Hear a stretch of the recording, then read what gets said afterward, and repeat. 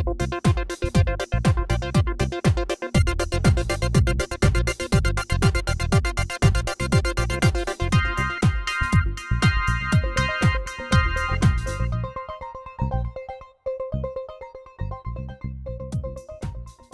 and welcome to Talking About. I'm John Griffith. I am on location at the Center in Manhattan, and I am very happy to be chatting with a special someone who's got a great project going, Mr. Charles Perez. Thank you very much for taking the time to sit with me. Sure, thank you for doing this.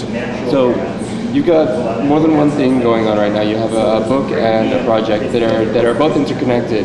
Yes. It's called the No Shame Project. It's all about, I want to erase the shame associated with being gay. Erasing it, meaning it gets better is a great thing, right, but I want to take it to the next step and say it should be better from the start.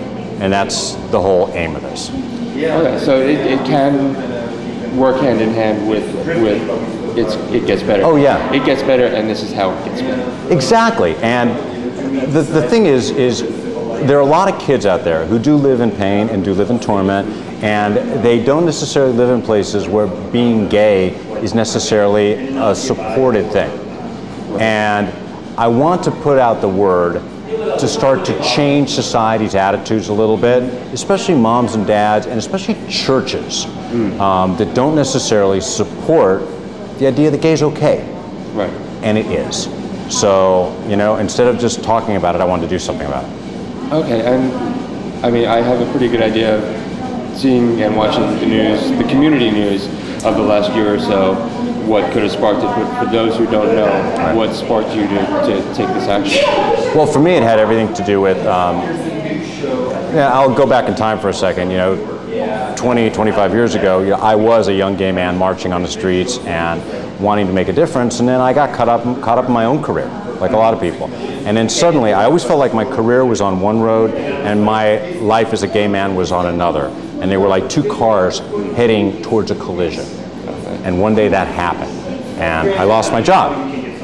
And though I have no proof that it is connected to my being gay, it certainly made that very poignant for me, that possibility very real. And more so than how I felt about myself, because I knew I'd be okay, it made me realize, you know, there are a lot of people out there who do live in fear. Live in fear of being found out, of being exposed, whether they're teens or whether they're people in the workplace. Right. And I wanted to do something about it.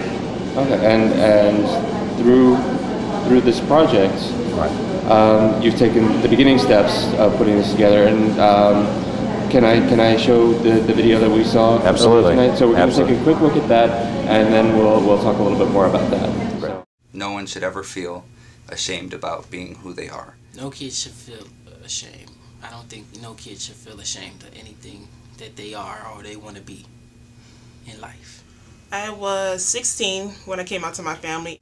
Before I came out, I was attending church basically for a good 2 years, and throughout my whole process of being in church, they would keep telling me that, oh, you know, I mean, I never told anyone that I was gay, but whenever I would hear whenever they would speak about it, they'll be like, oh, it's just a demon side of people, and, you know, you have to repent yourself and all that stuff. So the whole process that I was in church, I was just basically just hiding myself, and, you know, I couldn't come out, I didn't accept myself, and I couldn't be who I wanted to be. I felt afraid I was gay because of my religious belief, at least what I've been taught. Growing up within the Catholic religion and going to Sunday school and having to sit in a classroom and listen to priests, nuns, Sunday school teachers tell me that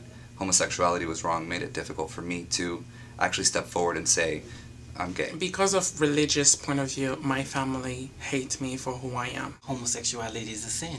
Anyone who sleeps with the same sex, you will burn and go to hell.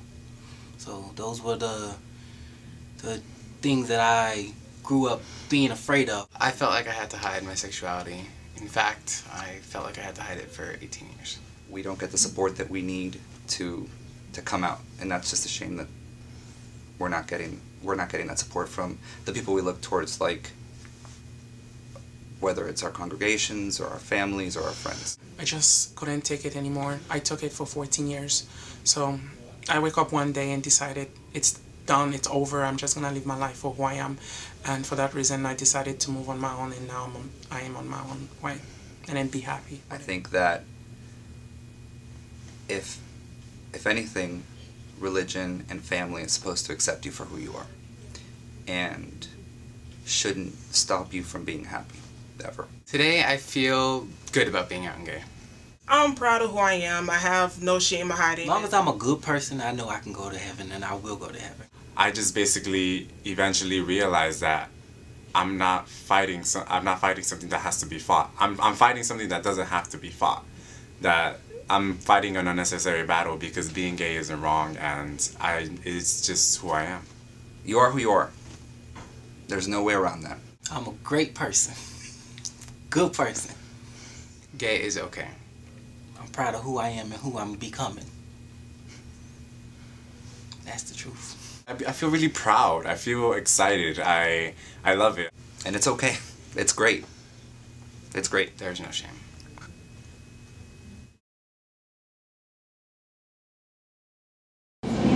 What did it take to put that together? I mean, these are people actually telling their stories? Yeah, I actually went to there's a youth group in Miami where I live that supports gay youth. And some of these kids really have no home to go to because they're gay. Okay. And they were very generous with their time and their spirits, and they wanted to be a part of this.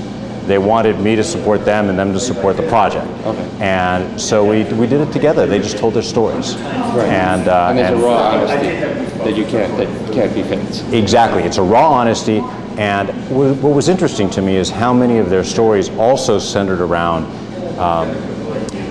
honestly, religious values and feeling shunned by church or by their families because of religion. And I just thought, that's so wrong. Right.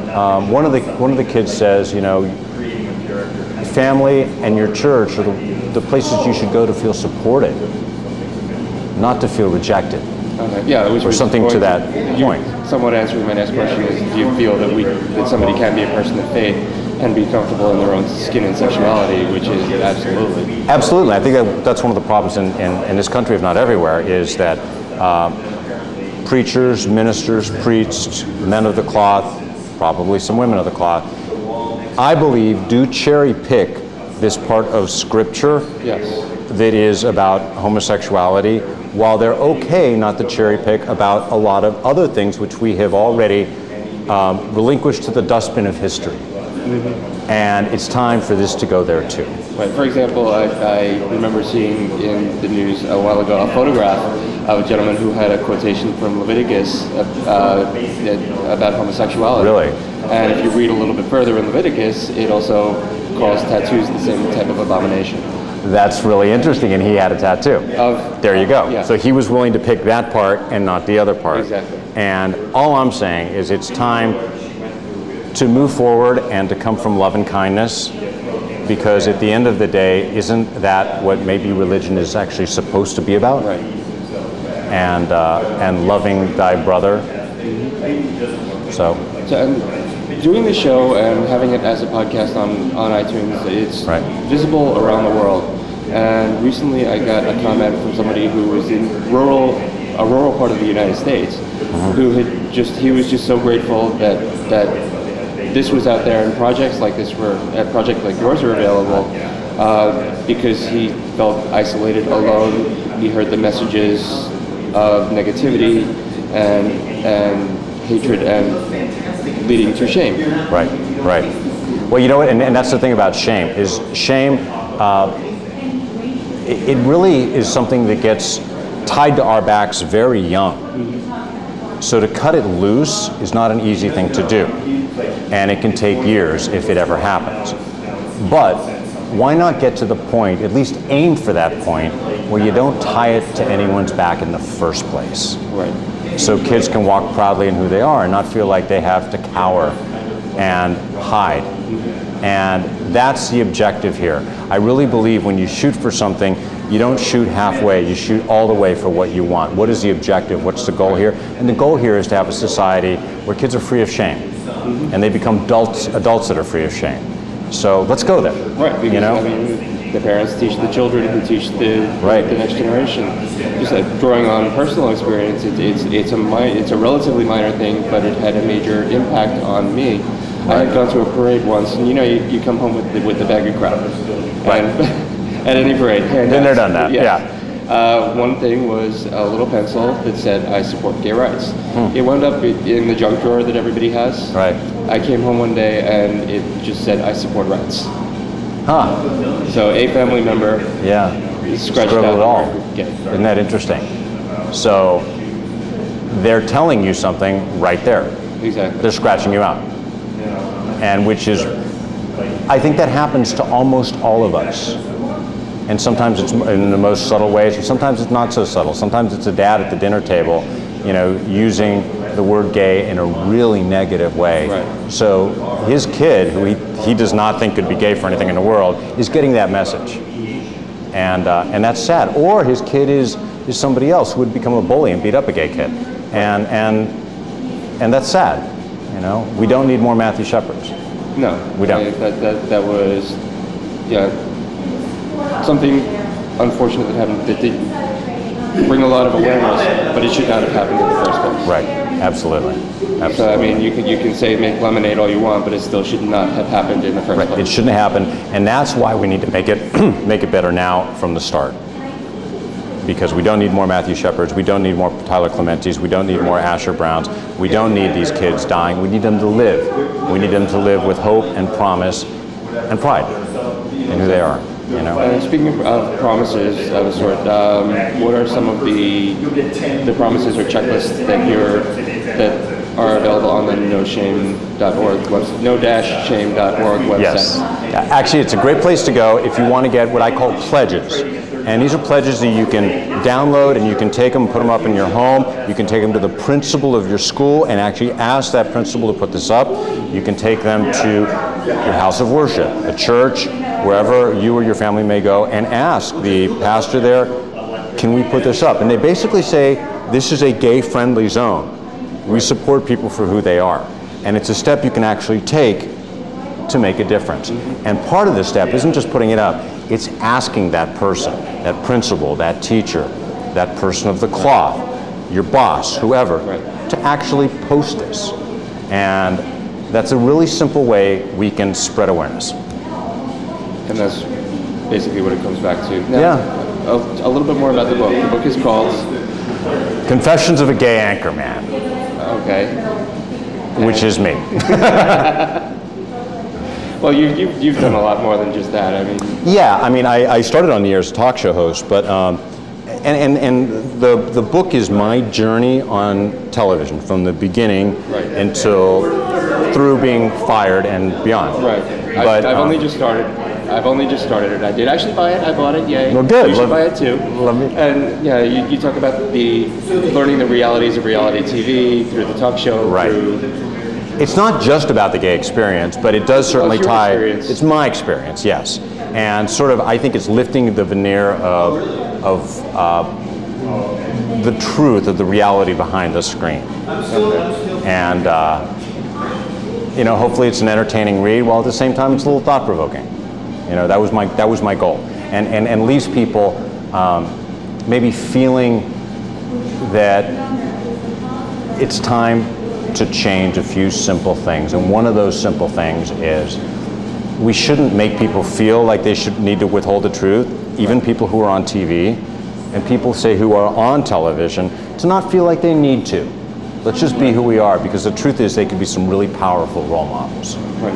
In just living an honest life. Yeah, just simple.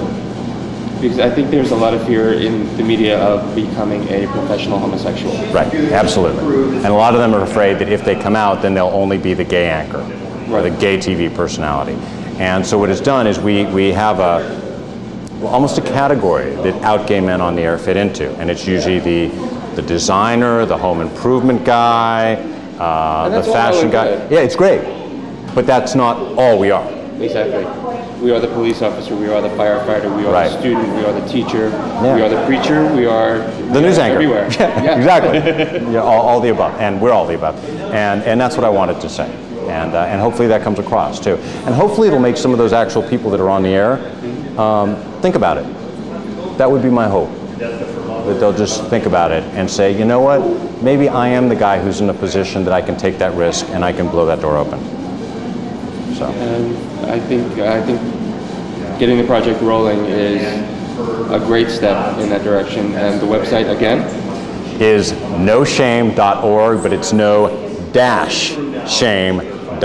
Okay. If you haven't been there, check it out. And there's a link to that on our website, which is www.talkingabout.info. On the website, you can see a bunch of previous shows, links to our guest sites, and more information about the No Shame Project. And I really want to thank you for taking the time out of your No, busy thank you schedule for to- taking the time. I really appreciate it. Definitely, let's get the word out there. Okay. Make a difference. And thank you. I am John Griffith with Charles Perez, and I will see you next time.